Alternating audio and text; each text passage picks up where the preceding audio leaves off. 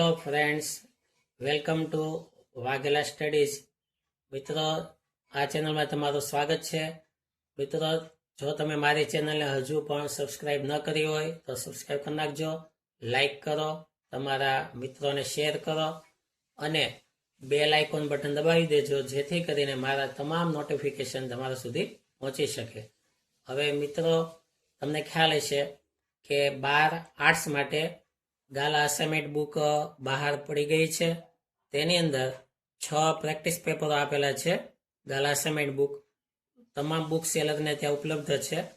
હવે પ્રાઇઝની વાત લઈએ તો 280 રૂપિયા પ્રાઇસ છે, બરાબર.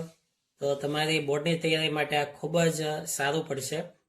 તો બને ત્યાં સુધી ઝડપથી લઈ લેવી.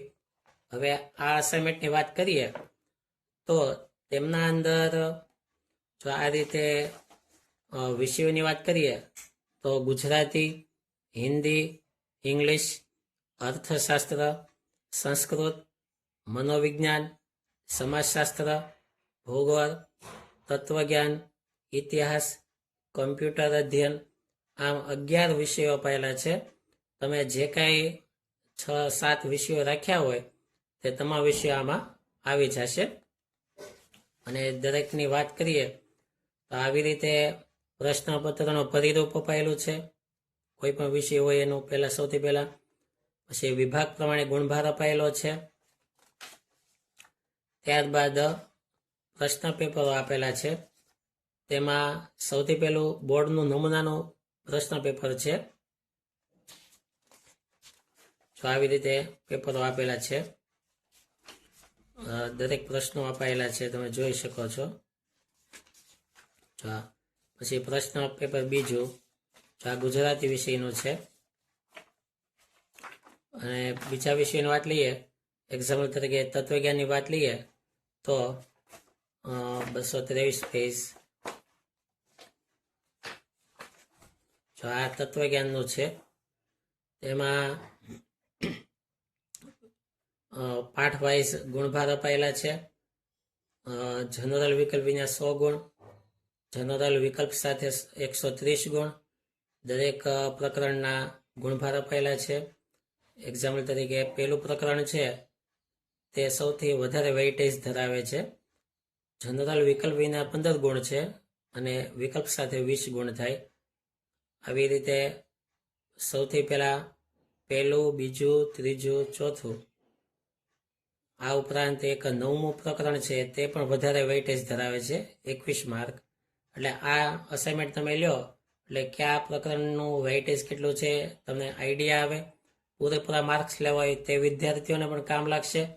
અને જે વિદ્યાર્થીઓને મીડિયમ મહેનત કરવી છે, 60-70% રહેવું છે, તેને પણ કયા ચેપ્ટરો સ્કીપ કરવા અને કયા ચેપ્ટરોની મહેનત કરવી તે આઈડિયા આવી જશે.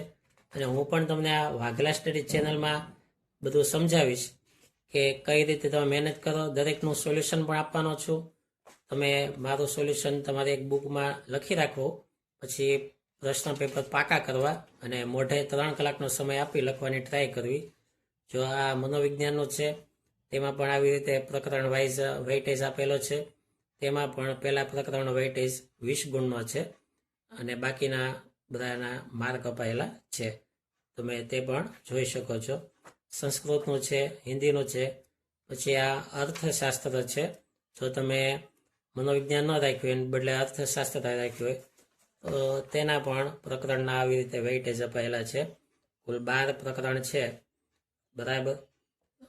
તેમાં જનરલ વિકલ્પ વિના 100 ગુણ થાય, વિકલ્પ સાથે 127 ગુણ થાય છે. તો આ રીતે પણ બધા વેઇટેજ અપાયેલા છે. તો બને તેટલું ઝડપથી બજારમાંથી પ્રશ્ન પેપર લઈ લેવાનું રાખજો, બરાબર.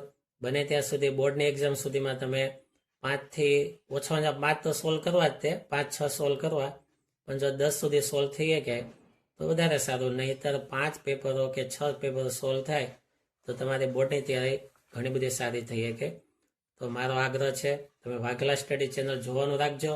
આ ચેનલમાં આ તમામ પેપરોના સોલ્યુશન મૂકવાના છે અને દરેક પેપરોના સોલ્યુશન તમે બુકમાં લખજો અને પછી જોયા વગર લખવાની ટ્રાય કરજો, એટલે તમારી બોર્ડની તૈયારી સારી થશે અને ખૂબ સારા માર્ક તમે લાવી શકશો. Thank you very much.